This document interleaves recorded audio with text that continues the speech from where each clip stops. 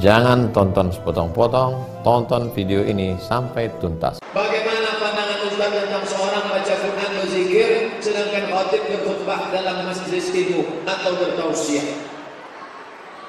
Idza sa'ida al-khatib 'ala al-mimbar, kalau khatib sudah naik atas mimbar, fala yatakallamanna ahadukum, jangan kalian berkata-kata. Wa may yatakallam faqad lagha, siapa yang berkata-kata maka sia-sialah Jumatnya. Wa man lagha fala Jum'ata lah, siapa yang lagha sia-sia maka tiada Jumatlah baginya. Dengarkan khutbah baik-baik. Ustaz sedang ceramah, dia baca Quran. Ini orang jahil. Kalau mau baca Quran, tadi sebelum acara, bukan sedang ceramah baca Quran. Ini boleh jadi dengan izin saya ini. Saya ceramah, dia juga. Saya sedang ceramah, ini baca Quran depan. Saya setuju, kenapa ini baca Quran? Kalau dia baca Quran di rumah, dengarkan ceramah baik-baik. Duduk macam duduk orang majelis ilmu. Bagaimana duduknya? Berkeliling, menatap, melihat. Ustaz, guru-guru, tuan syekh, guru galak luar biasa. Jangan sampai menoleh, jangan sampai. Ini enaknya baca Quran, orang dengar pengajian. Ini orang tak beradab. Al-adab fawqal ilmi, adab lebih tinggi daripada ilmu. Ada menghormati orang. Manusia itu dilihat bukan dengan berat badannya, karena kalau manusia itu dilihat berat badannya gagah lebih berat. Manusia itu dilihat bukan ototnya, kalau dilihat ototnya maka banteng lebih berotot.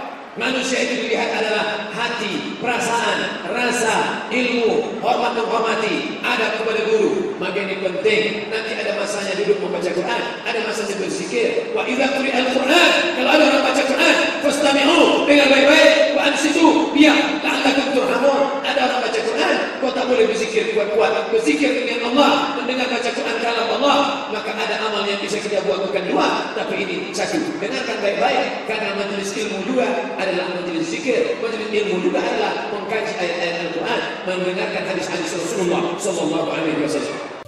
Ustadz, bagaimana cara menghadapi istri yang suka marah?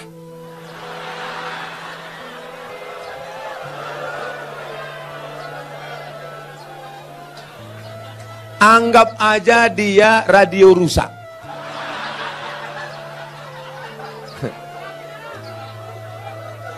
Nikmati aja. Jangan sampai ketika dia tidak ada baru kau menangis. Kalau sudah tiada baru terasa. Oleh sebab itu maka kalau dia marah-marah bilang sama dia, enggak ada lo, enggak rame mah. Oleh sebab itu, kenapa dia marah? Jangan kita egois. Kenapa dia marah? Yang mengandung anakmu 9 bulan 10 hari siapa? Dia kan? Yang tak sempat sholat duha, yang tak sempat sholat tahajud, yang menangis di dalam pangkuan, yang tidur sampai subuh, yang tidak sempat menikmati lelapnya malam, yang tak sempat mimpi indah. Itu siapa? Dia. Engkau kan cuma datang sekali-sekali aja jadi. Oleh sebab itu dia mungkin agak marah sedikit. Sabarlah. Khuliqatil mar'atu min dhila. Dia diciptakan dari tulang rusuk yang bengkok. Tulang rusuk. Ini tulang rusuk yang paling bengkok. Itulah asal muasal dia. Dia bengkok. In akhasta aqamtaha kasartaha. Kalau kau luruskan dia patah. Kalau kau ikut nanti kau jadi bengkok. Kau yang gagah yang perkasa, kalau kau luruskan dia lurus, patah. Kalau kau ikut kau jadi bengkok. Kalau ada pegawai yang ikut istri, pegawai bengkok. Polisi ikut istri, istri polisi bengkok. Tentara ikut istri, tentara bengkok. Satpol PP ikut istri, Satpol PP bengkok. DPR ikut istri, DPR bengkok. Oleh sebab itu pandai-pandailah cari orang tua, ngomong kepada tokoh masyarakat, tokoh adat, religius, datang ke Pak Kiai. Pak Kiai, saya mau nanya ini, tolong bacakan doa gimana supaya istri saya ini jangan lagi marah-marah. Mau doa apa? Mau doa bisu apa mati? Insya Allah semuanya ada kebaikannya. Dia marah kenapa? Mungkin karena engkau gak sholat berjamaah. Dia marah kenapa? Mungkin uang belanjanya kurang.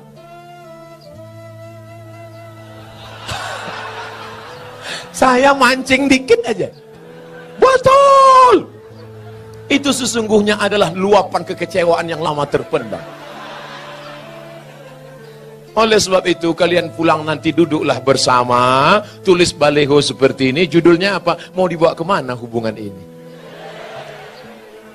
Oleh sebab itu insya Allah kalian berdua ini sebenarnya siapa yang mempertemukan kalian? Allah. Pulang dari sini katakan, Mama, aku tak pernah mencarimu, kau pun tak pernah mencari aku. Allah mempertemukan kita. Apa jawab dia? So sweet, Pak. Oleh sebab itu maka kalau dia marah-marah sedikit, tinggal kau nikmati, kau dengarkan aja. Kalau kira-kira kau kecewa, ambil kapas, sumbat telingamu. Hidupkan earphone. Udah selesai? Belum? Pasang lagi ya. Saya ini ASN, PNS, bagian keuangan, mantap, banyak duit. Saat ini gaji kami, keuangan kami bayarkan melalui bank BPD. Tapi konvensional, pada prinsipnya dalam hati yang ada dalam kami ingin sekali keluar dari riba. Tapi apa daya, pokoknya bank konvensional itu hanya sekedar transfer saja.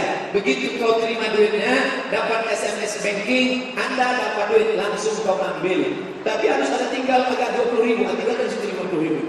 Duit kau ambil, transferkan kemana? Ke bank syariah. Bank Syariah Riau Kepri, Bank Syariah Mandiri, BRI Syariah, macam-macam bank syariah untuk menghidupkan ekonomi syariah yang sekarang baru 7%. Kalau tidak kita yang menghidupkannya, macam kerakap tumbuh di batu, hidup segar nanti tidak mau. Oleh sebab itu maka kita alihkan. Ustaz sendiri nabungnya di mana? Di Bank Riau Kepri Syariah, di Bank Mandiri Syariah, di BRI Syariah. Banyak duitnya bos? Tak ada. Duit tak ada. Terus kenapa banyak? Mereka ngajak saya buat begini. Kalau kami nabungnya di bank konvensional, dapat bunga, boleh kami makan? Tak boleh. Lalu bunganya diambil, serahkan ke lembaga yatim, panti jompo, MDA, sekolah. Niatnya bukan niat sedekah, mengembalikan uang umat kepada umat sekalian. Balik dari sini, besok pagi datang ke MDA. Pak MDA, berapa kursi yang patah? Berapa guru yang belum digaji? Berapa uangnya? 50 juta. Nih. Gitu, jangan cuma nanya aja. Bapak mau bantu, tak mau nanya aja. Teman saya ASN juga di Aceh, gaji dan transaksi keuangannya dibayarkan melalui BPD Aceh. Sekarang sudah jadi BPD Syariah Konversi. Bank daerah yang sudah syariah di Indonesia 2, yang satu BPD Aceh, yang satu lagi BPD NTB, Nusa Tenggara Barat. Kenapa Aceh bisa? Karena Aceh itu otonomi khusus. Salah satu tuntutan mereka adalah menerapkan syariat Islam. Di antaranya bank syariah. Begitu juga dengan hukum cambuk, hukum berjimbab, polisi syariah. Itu Aceh. Kenapa NTB bisa? Gubernurnya hafal Quran. Doktor dari Al-Azhar. Siapa dia? Tuan Guru Bajang. Allahu Akbar. Bagaimana hukumnya menyelenggarakan acara atas nama tasakuran, tapi mengundang artis dangdut yang buka aurat, mengatasnamakan tasakuran. Tasakurannya baik dari ayat la in syakartum la azidannakum. Cara bersyukur pada Allah dengan berzikir, cara bersyukur pada Allah dengan tabligh akbar, cara bersyukur pada Allah dengan manggil Habib Syekh, cara bersyukur pada Allah dengan memanggil Ustaz Arifin Ilham, cara bersyukur kepada Allah dengan mengundang nasyid. Silakan. Saya kalau cuma zikir malas lah Pak Ustaz. Saya mau ngundangnya grup salawat. Bagus. Grup salawat Habib Syekh Syakir Mania. Enggak mau lah Pak Ustaz, orang-orang tua semua. Saya mau anak muda. Bagus, apa salahnya? Tapi begitu kau undang artis ke atas, naiklah artis pakai rok setengah tiang, lututnya hitam bekudis, tapi karena kaos kakinya putih, nampak putih, yang di bawah atu-atu. Nengok. Atu-atu yang masa lalunya sangat kelam. Sudah tua, bini lisut. Balik ke rumah, menangis. Disitulah dia nengok artis. Akhirnya banyaklah pulang dari situ membeli obat kuat. Dimakan itu obat kuat, jantung tidak kuat. Sama macam kap 70 diisi minyak pesawat, meletup. Bam, mati. Siapa yang nanggung dosanya? Anak-anak muda bernafsu lalu berzina. Orang-orang tua makan obat kuat mati di tengah jalan. Siapa yang nanggung dosanya? Yang mengadakan tasakuran. Bertobatlah, berhentilah. La ta'murunna bil ma'ruf, ajak orang buat baik. Wa la tan'auna 'anil munkar, larang orang buat mungkar. Berhentilah membuat mungkar. Yang sudah ngaji jangan lagi buat keyboard tunggal pesta anak. Ting ting ting ting. Jatuh bangun aku mengejarmu. Makanya saya berapa kali undangan tidak datang. Sampai hati Ustaz ya. Tega Ustaz ya. Anak kami waktu mau nikah Ustaz gak datang. Saya sudah datang. Kenapa Ustaz gak masuk? Pas saya mau masuk, kalian sambut dengan lagu jatuh bangun aku mendengarmu. Daripada saya jatuh, bagus saya pulang. Kenapa Ustaz nggak masuk ke dalam? Saya sudah mau masuk ke dalam, saya lihat dari luar ternyata artisnya pakai rok pendek. Kenapa Ustaz nggak masuk? Kalau saya masuk, mata saya ngelihat, jamaah nggak ngelihat dia, jamaah ngelihat mata saya. Mereka rekam streaming, Ustaz sedang ngelihat. Ini kan saya pulang.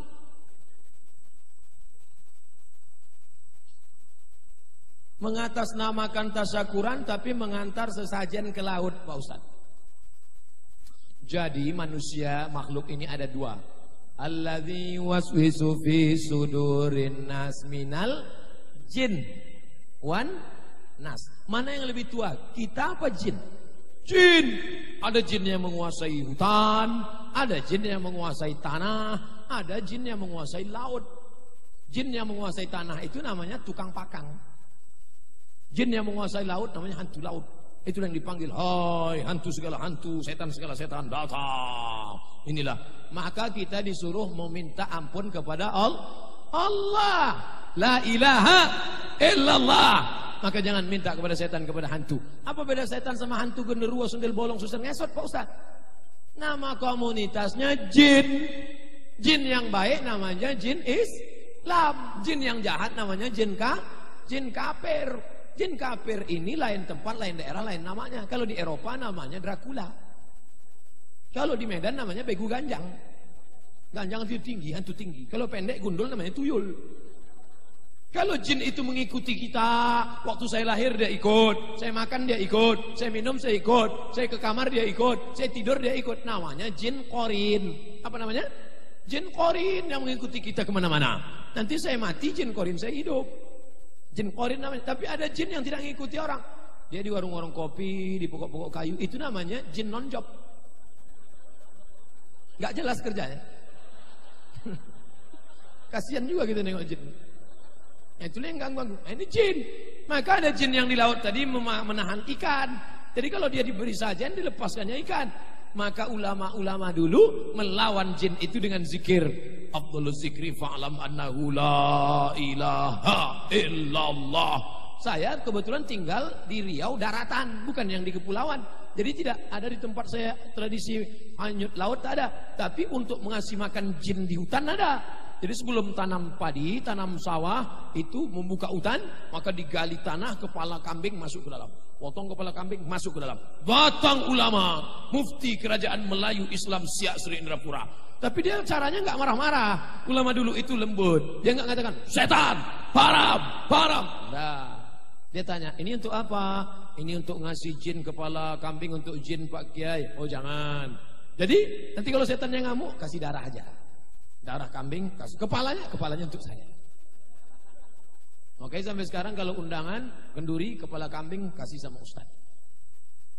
Jinnya nggak marah, jinnya dizikirkan. Afdhaluz zikri fa'lam annahu la ilaha illallah, la ilaha illallah, la ilaha illallah. Mendengar la ilaha illallah, lari setan tunggang langgang lintang pukang. Makanya kalau suara azan dikumandangkan, ada mikrofon di atas.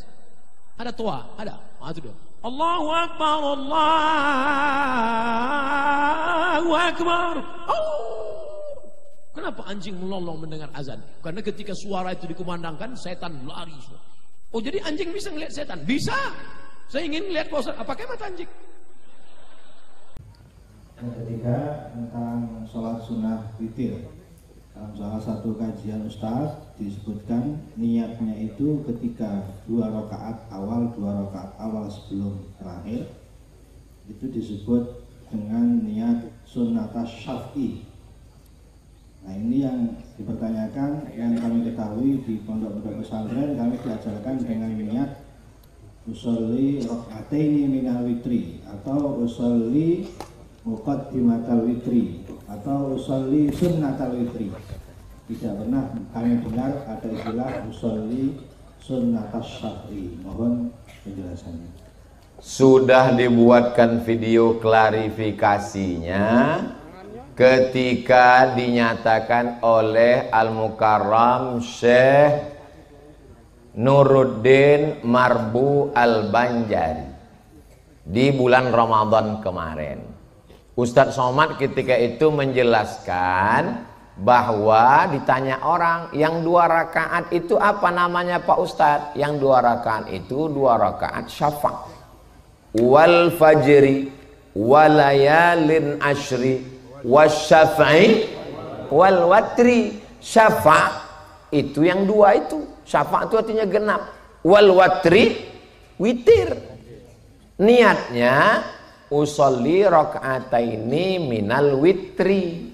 Satu lagi usolli muqaddimatal witri. Karena walaupun dia 2 rakaat tapi masih sepaket dengan kalau sholatnya 2-1. Karena teknisnya 2 cara. Yang pertama usolli sholat sunnatal witri salasa rakaatin atau 2-1. Kalau 2-1 yang pertama itu usollinya apa? Usolli rakaataini minal witri. Saya sholat 2 rakaat masih bagian dari witir. Atau usolli muqaddimatal witri. Bisa dicari klarifikasinya lengkapnya videonya. Tulis saja di Google, di YouTube itu www.youtube.com. Setelah itu terbuka search, tulis mau nyari masalah apa? Niat witir. Uwas niat witir. Lagi uwas diusir. Lagi uwas, tinggal cari aja, mudah. Mana tahu mau saya cari nanti banyak. Demikian klarifikasinya. Pak Ustaz, tolong terangkan mengenai sufi, tasawuf, tarekat. Mensucikan hati dari riya, sum'ah, takabur, busuk hati, hasad. Bahasa Arabnya safa, suci. Orang yang mensucikan itu disebut sufi. Orang yang mensucikan hati disebut juga dengan tasawuf. Sufi, safa, tasawuf. Man safa qalbuhu lillah. Lalu di dalam tasawuf itu ada cara berzikir dengan Allah yang disusun oleh Syekh Bahaduddin Naqsyabandi disebut dengan tarekat Naqsyabandiyah, disusun oleh Abu Hasan Asy-Syadzili tarekat Syadziliyah, disusun oleh Syekh Abdul Qadir Al-Jilani tarekat Qadiriyah, disusun oleh Syekh Abdullah Syattari tarekat Syattariyah. Tarekat artinya metode cara berzikir mensucikan hati. Pertama, gelas kotor, buang sampahnya, cuci. Setelah cuci baru diisi dengan zikir, dengan tawadhu, dengan qanaah, dengan muraqabah. Setelah itulah baru tajalli. Allah Ta'ala menunjukkan kepada hambanya cahaya kekuasaannya, nur cahaya yang yudhifullahu fi qalbi 'abdi, yang ditampakkan Allah kepada hati seorang hamba. Itu yang selalu kita minta doa dalam tahajud malam. Allahumma ja'al fi qalbi nura, jadikan dalam hatiku cahaya yang bisa membedakan antara hak dan batil, antara yang betul dengan yang tak betul, antara dajjal dengan yang benar dan yang salah, yang bengkok, yang lurus, yang hitam, yang putih. Mudah-mudahan kita diberikan Allah pencerahan yang bisa membedakan hak dan batil itu, insyaallah. Amin. Apa hukum keluarga yang menghalangi pengajian tersebut? Saya tanya dulu, kalau mau ikut tarekat, mursyidnya siapa? Punya muktabar silsilah apa tidak? Ketua sekarang se-Indonesia Habib Lutfi bin Yahya, yaitu namanya Jatman, Jamaah Ahli Tarekat Mu'tabarah Nahdlatul Ulama. Ada lagi namanya Jatmi, Jamaah Ahli Tarekat Mu'tabarah Indonesia. Harus bersana, harus orang yang alim, jangan sampai nyasar karena guru yang menjadi mursyidnya tak betul. Nah, maka saya tidak pukul rata generalisir. Tanya dulu, Ustaz, saya mau ikut nih, siapa gurunya, siapa mursyidnya? Nah, ini penting, kalau tidak nanti kita akan nyasar salah jalan. Apakah apakah anak maaf hasil hubungan di luar nikah dapat menjadi anak soleh soleha dan menghafal Quran jika kedua orang tuanya sudah bertaubat dan memberikan nafkah halal? Ada nggak anak zina? Tidak ada anak zina. Yang berzina itu anaknya apa bapaknya? Bapaknya. Anak itu suci. Mana dalilnya? Ma min mauludin illa yuladu alal fitrah. Tidak ada satupun yang lahir ini melainkan dalam keadaan fitrah. Ma makna fitrah? Apa arti fitrah? Kata Abu Hurairah radhiyallahu anhu, fitratul Islam. Anak itu sudah lahir membawa fitrah Islam, suci, bersih. Fa abawahu yuhawwidanihi. Kedua orang tuanya menyebabkan dia menjadi Yahudi. Au yunassiranihi, merubahnya menjadi Nasrani. Au yumajjisanihi, merubahnya menjadi Majusi. Maka jangan katakan dia anak zina, karena yang melakukan perbuatan dosa itu adalah bapak dan ibunya. Oleh sebab itu anak ini suci, dia bisa menjadi penghafal Quran, dia bisa menjadi imam. Jangan cari-cari asal usulnya. Dia adalah orang-orang yang baik, tapi perbuatan orang tuanya itu. Kalau orang tuanya bertobat gimana Pak Ustaz? Illa man taba, siapa yang bertobat, wa amana, beriman, wa amila amalan salihah, kalau dia bertobat, beriman, beramal soleh, ulaika yubaddilullahu sayyiatihim hasanat. Semua dosa-dosa diganti Allah dengan yang baik-baik. Mudah-mudahan kita jangan sampai melakukan perbuatan dosa. Andai pernah berdosa, segera bertaubat nasuha.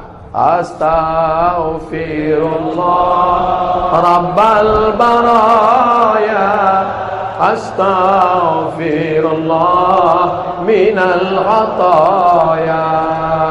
Ya Allah, jagalah anak-anak kami ini dari pergaulan bebas. Saya seandainya ditawarkan malaikat lagi, hai Abdul Somad, mau nggak muda lagi? Nggak sanggup saya. Zaman saya muda dulu, untuk kenalan sama perempuan susah. Belum mau dekat aja mau gemetar. Zaman sekarang tinggal ketik WhatsApp, tinggal cari di FB, cari namanya, cari langsung makan bakso 2 kali selesai. Luar biasa. Makanya kalau di zaman edan begini, zaman internet, Twitter, zaman warnet, zaman game online, mudahnya komunikasi dengan perempuan, masih ada anak muda yang datang maulid, masih ada anak mengidolakan ustadz, masih ada anak yang selamat dari narkoba, masih ada anak yang mau sholat di masjid. Itulah nikmat yang terbesar. Maka orang tua mesti bersyukur punya anak yang soleh. Ini yang hadir malam ini semuanya soleh-soleh semua. Maka jaga kesolehan kalian itu semuanya anak-anakku. Tapi cuman sekarang banyak juga pertanyaan-pertanyaan ke saya. Ustaz, saya sudah ikut pengajian Ustaz, tapi ayah saya melarang, katanya nanti jadi anak radikal.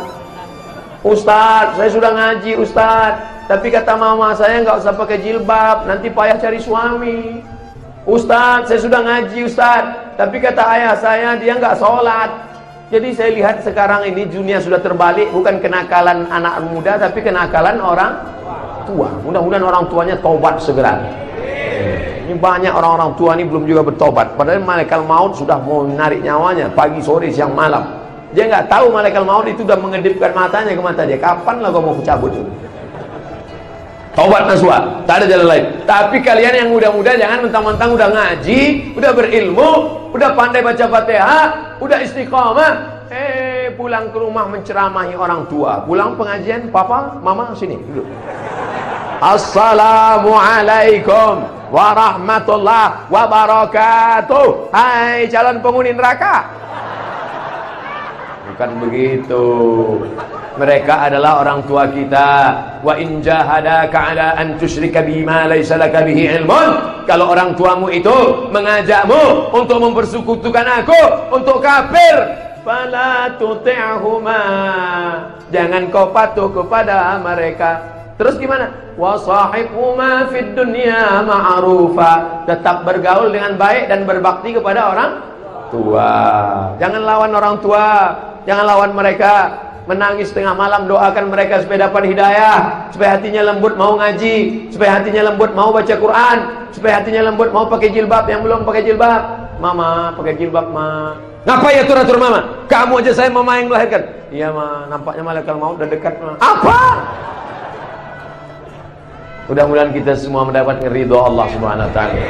Abdul Somad hanya mampu menyampaikan sekelumit dari Maulid Nabi. Di Kecamatan Kubu ada tradisi ratib keramat Rambai, di mana kami bersama-sama bertahlil sepanjang Sungai Kubu menggunakan sampan. La ilaha illallah, la ilaha illallah, la ilaha illallah. Dilaksanakan setahun sekali, biasanya 3 hari setelah Idul Fitri. Acara dimulai jam 11 sampai ke tempat tujuan lebih kurang jam 2 siang.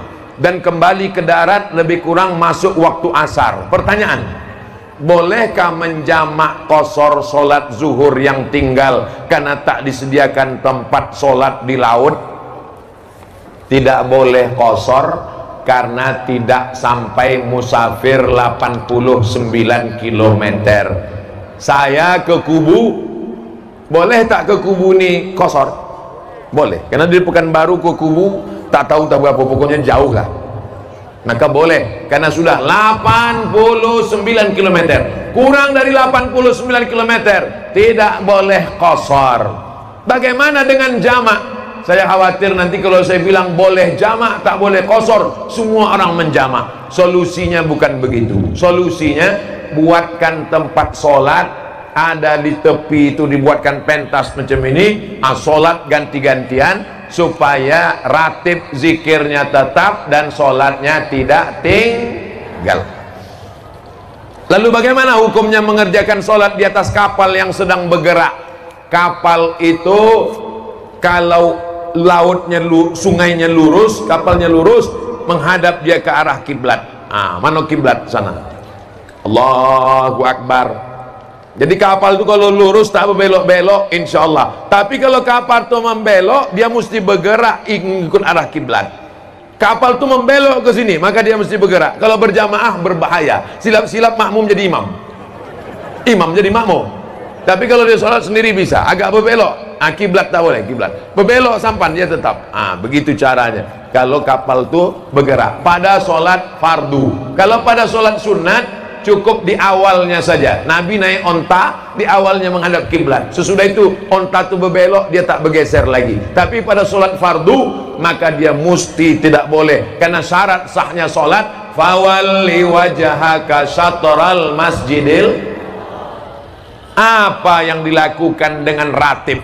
Ratib artinya zikir yang dilaksanakan secara terus menerus, itulah ratib. Makanya ada ratib toga, karena ratibnya berdiri. Ratib keramat rambai, karena ratibnya di atas sampan. Itu adalah ijtihad ulama-ulama kita dulu. Menengok perbuatan haram, datang orang membawa kepala kerbau, kepala kambing, kepala sapi, disembelihkan ke tanah untuk menanam ke dalam tanah. Maka datang ulama mengatakan haram menanam kepala kambing ke dalam tanah. Lalu yang dimasukkan ke dalam tanah itu hanya darahnya saja, karena darah najis, tak boleh dimakan. Lalu kepala kambingnya tuh, kepala kambingnya bawa ke rumah, digulai, nanti aku makan. Mengusir hantunya, mengusir hantu dalam Islam bukan dengan dikasih kepala kambing, tapi diratibkan. Meratib afdhaluz zikri fa'lam annahu la ilaha illallah. Makanya rumah baru diratibkan la ilaha illallah, sungai diratibkan la ilaha illallah, kebun diratibkan la ilaha illallah. Akhirnya setan lari tunggang langgang litang pukang. Setannya lari, orangnya jadi setan. Mudah-mudahan kita semuanya tetap istiqomah meratib, berzikir. Apalagi kubu ini negerinya tarekat Naqsabandiyah. Yang belum bersuluk segera bersuluk. Dengan bersuluk itu dia meratib zikirnya ismuzat Allah Allah Allah Allah Allah Allah Allah Allah Allah Allah, sesuai dengan firman Allah, allazina yazkuruna Allah. Orang yang berzikir, menyebut, mengingat Allah qiyaman, waktu tegak, wa qu'udan, waktu duduk, wa ala junubihim, waktu berbaring. Negeri kubu, negerinya para ulama, negerinya Syekh Abdul Wahid, cucu dari cucu siapa? Syekh Abdul Wahab Rokan, mursyid tarekat Naqsabandiyah. Negerinya para orang-orang berzikir. Jangan kotori dengan narkoba, jangan kotori dengan zina, jangan kotori dengan judi, jangan kotori dengan perbuatan maksiat. Mudah-mudahan disampaikan Allah segala niat baik kita. Jangan tonton sepotong-potong, tonton video ini sampai tuntas. Ustaz, sebagian orang tak mengakui percaya bahwa zuriat Rasul masih ada, dengan dalil putra Rasulullah sudah wafat dan nasabnya turun dari Sayyidatuna Fatimah. Dia pakai hukum fikih. Abdul Somad punya anak laki-laki namanya Mizyan Hazik bin Abdul Somad. Nanti Abdul Somad punya cucu, itu yang nasab Abdul Somad. Sedangkan kalau Abdul Somad punya anak perempuan, maka nanti itu tidak nasab. Ini orang tidak paham hadis Nabi. Dalam hadis Nabi, Nabi menyebutkan keutamaan anak dari Fatimah. Innal Hasan wal Husain sayyida syababi ahlil jannah. Hadis itu hadis sahih, tak boleh dipungkiri. Sesungguhnya Hasan dan Husain adalah pemimpin pemuda ahli surga. Fatimah senyum. Ditanya oleh Aisyah, kenapa kau senyum? Karena nanti setelah ayahanda meninggal, aku yang menyusulnya. Betul, 6 bulan sesudah Nabi meninggal, Fatimah menyusul. Fatimah punya keutamaan yang luar biasa. Tapi kita tidak seperti yang diyakini Syiah, bahwa anak cucu Hasan Husain ini maksum seperti Nabi. Ali, meninggal Ali digantikan Hasan, meninggal Hasan digantikan Husain, meninggal Husain digantikan Zainal Abidin, Zainal Abidin meninggal digantikan Baqir, Baqir meninggal digantikan Ja'far Shadiq, Ja'far Shadiq meninggal digantikan Musa Kazim, Musa Kazim menggantikan Ali Ridha, sampailah kepada sampai kepada Imam Mahdi. Bukan begitu. Jadi masalah meyakini bahwa cucu cicit Nabi itu sampai-sampai apa kata Abu Bakar Siddiq? An asila qarabati ila ali baitir rasul ahabbu ilayya min an asila ila qarabati. Aku lebih suka menyambung silaturahim dengan kerabat Nabi daripada dengan kerabatku sendiri. Nah, jadi kalau ada orang mengaku keturunan Nabi, maka kita minta namanya, mana surat keterangan dari Naqabatul Ashraf. Naqabatul Ashraf semacam kantor Alawiyin, cucu cicit Hasan dan Husain. Ustadz dulu kuliah di mana? Di Maroko. Maroko itu rajanya siapa? Raja Hasan. Makanya tempat saya kuliah itu namanya Darul Hadis Al Hasan, karena yang mendirikannya Raja Hasan. Raja Hasan punya anak yang raja sekarang Muhammad VI. Muhammad VI punya ayah Hasan II. Hasan II punya ayah Muhammad V. Muhammad V punya ayah Hasan I. Jadi namanya jadi bolak-balik. Nama saya Abdul Somad, anak saya Mizian Hazik. Nanti anak saya itu punya anak, saya buat Somad II. Nanti Bapak Ibu kalau kebetulan pergi umrah singgah ke Casablanca, ibu kota Maroko, ada masjid di tepi laut lebih hebat dari masjid terapung di Jeddah, besar, namanya Masjid Hasan II. Ada tiang besar tertulis Raja Hasan II bin ibnu sampai kepada keturunan Al Hasan binti Fatimah, Al Hasan ibni Fatimah binti Muhammad sallallahu alaihi wasallam. Raja yang keturunan Nabi di dunia ini Raja Maroko, Raja Yordania. Makanya kerajaan Yordan itu disebut Al-Mamlakah, Al-Arabiyah, Al-Urduniyah, Al-Hashimiyah, Hashemite Kingdom. Kenapa disebut Hashim? Karena mereka keturunan dari Abdullah bin Abdul Muttalib bin Hashim, dari keturunan Bani Hashim. Jadi saya dalam hal ini menyikapi pertengahan. Saya tak termasuk yang menolak sama sekali, tapi saya tidak pula yang menelan bulat-bulat. Karena sekarang banyak juga orang kita menelan bulat-bulat. Asal mancung keturunan Nabi, asal mancung keturunan Nabi. Rupanya tak ada syahadahnya. Bengali, Sanjay Dut. Jadi kalau ada orang ngaku, mohon maaf ya Pak, bisa kami tengok. Dan para keturunan itu pun Sultan Syarif Qasim, 3 di Riau. Sultan Syarif Qasim airport, Sultan Syarif Qasim jalan, Sultan Syarif Qasim UIN. Itu siapa? Syarif di belakang namanya itu bukan nama. Syarif itu artinya mulia. Kalau perempuan Syarifah, kalau laki-laki Syarif. Kenapa dia dapat gelar Syarif? Karena dia keturunan Nabi Muhammad SAW. Aneh, kok bisa Raja Siak keturunan Nabi? Siak itu kan Melayu. Rupanya ada anak Raja Siak itu perempuan, namanya Tengku Embong, menikah dengan keturunan Nabi Sayyid Utsman. Dari sejak Sayyid Utsman ke bawah itulah nasabnya, kalau diurut-urut naik ke atas, bertemu pada nasab Imam Zainal Abidin, anak Baqir, anak Imam Ja'far Shadiq, anak Baqir, anak Zainal Abidin, anak Husain, anak Fatimah, anak Muhammad sallallahu alaihi wasallam. Tapi bukan mentang-mentang mereka keturunan Nabi otomatis masuk surga. Lau sarakat Fatimah binti Muhammad, andai Fatimah anak Muhammad mencuri, laqata'tu yadaha, aku sendiri yang akan memotong tangannya.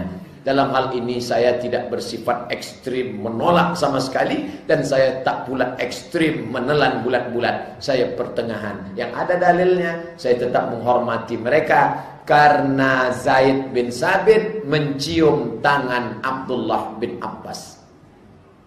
Ditarik sama Abdullah bin Abbas, kenapa kau cium tanganmu? Begini kami memuliakan keluarga Rasulullah, kata Zaid bin Sabit. Padahal Zaid bin Sabit jauh lebih tua daripada Abdullah bin Abbas. Kenapa? Memuliakan keturunan Nabi SAW. Tapi kalau dia soleh, karena ilmunya, karena amalnya, mengajar, ikhlas, baik, itu yang kita. Pak Ustadz, bagaimana cara husnuzon terhadap takdir Allah? Terkadang yang namanya manusia ini, asa an takrahu syai'a, boleh jadi kau benci pada sesuatu, wa yaj'alallahu fihi khairan katsira. Kau benci, di balik benci itu ada kebaikan yang luar biasa. Ikut latihan paskibraka, sudah hampir mau, tiba-tiba batal, sakit hati, benci, kenapa nasib begini? Rupanya skenario Allah indah. Dipanggil sama Pak Kapolres, diuruskan ke Jakarta, terbang ke Jakarta. Takdir, rencana Allah jauh lebih indah daripada yang kita rencanakan. Tapi jangan gara-gara ini besok tidur jam 8 tarik selimut, kau tak pergi kerja, rencana Allah jauh lebih indah. Usaha, doa, tawakal, niat baik, cakap baik, buat baik, datang baik, berarti dari Allah. Datang tak baik, sabar, Allah sedang menguji. Oleh sebab itu maka kita hanya berusaha, al-insanu mudabbir wallahu muqaddir. Allah yang menetapkan final akhirnya. Jangan pernah berhenti berusaha, jangan pernah suudzon pada Allah Subhanahu wa taala. Kalau sudah terjadi tak sesuai dengan keinginan, qadarallah. Kalau sudah terjadi tak sesuai dengan kehendak, apa yang keluar dari mulut kita? Qadarallah. Ucapkan qadarallah. Sudah takdir Allah, qadarallah. Karena kalau berkalau-kalau, dibeli tanah 2 hektar, ditanam sawit, ditunggu pupuk, memupuk, membersihkan 2 tahun. Begitu panen, datang orang lain ngambil. Ini sawit saya, ini tanahnya, ini surat dari BPN. Apa tak gila ini? Tiap malam, tiap pagi, kenapa nanam sawit? Kenapa nanam sawit? Kenapa nanam sawit? Kenapa nanam sawit? Qadarallah. Sudah selesai. Game is over. La ta'jaz. Jangan lemah. Karena sekali kau berkata kalau, akan disusul kalau. Itulah orang kena insomnia, tak tidur-tidur malam. Kurik-kurik. Pergi ke psikiater. Pak psikiater, ya, aku sudah tak tidur berapa lama? Sudah 2 malam tak tidur. Kata psikiater, aku 2 bulan tak tidur dah. Parah pula aku dari kau lagi. Siapa yang tak punya masalah hidup ini? Oleh sebab itu kita berbaik sangka kepada Allah Subhanahu wa taala selama sudah dilaksanakan 3: ikhtiar, usaha, doa, tawakal. Fa idza azamta, kalau kau sudah azam, fatawakkal 'ala Allah. Innallaha yuhibbul mutawakkilin. Allah suka pada orang yang bertawakal. Semua buah-buahan yang ada di Medan, di Berastagi, di Rantau Prapat, semua buah-buahan yang ada di dunia ini, itu sudah tertulis di buah itu, Abdul Somad. Semua ikan-ikan yang ada di Belawan, yang ada di Medan, yang ada di Pancur Batu, sudah tertulis di ikan itu, Abdul Somad. Tidak akan mungkin ikan itu dimakan orang lain. Ikan mahal, ikan hebat, sudah tertulis, tak akan mungkin makan. Abdul Somad tak sanggup membeli ikan itu, karena sekilonya sampai 200.000. Mana kita sanggup? Seonnya 200.000, ikan mahal. Itu kalau dimakan tamu, menetes air mata kita. Saking mahal. Tapi karena sudah tertulis punya Abdul Somad, kalau rezeki takkan kemana. Dituliskan Allah SWT. Siapa membelikan itu? Bini gubernur. Belanja pagi-pagi. Orang kaya belanja kan nunjuknya pakai kelingkingannya. Berapa? Nah, dimasak. Selesai dimasak, tentu makan pakai meja yang bisa berputar tuh. Kalau berkumpul lah di situ, Kapolda, Danrem, Gubernur, siapa yang ustadz, siapa yang makan duluan? Ustadz lah. Mana mungkin orang tuh makan duluan? Masih ada. Silakan Ustaz. Saya doa lah duluan situ. Udah ada nama situ, Abdul Somad. Tapi cerita ini jangan membuat kita pasif tak bekerja. Ya gara-gara ini besok bapak tak ada yang masuk kantor. Lu bangun nih, bang kerja. Udah tertulis nama aku di ikan tuh. Ibu jangan marah. Kalau ada laki besok begitu, ibu diam aja. Pas jam 9 dia bangun, dibukanya. Mana sarapan kita? Udah tertulis nama bang situ bang.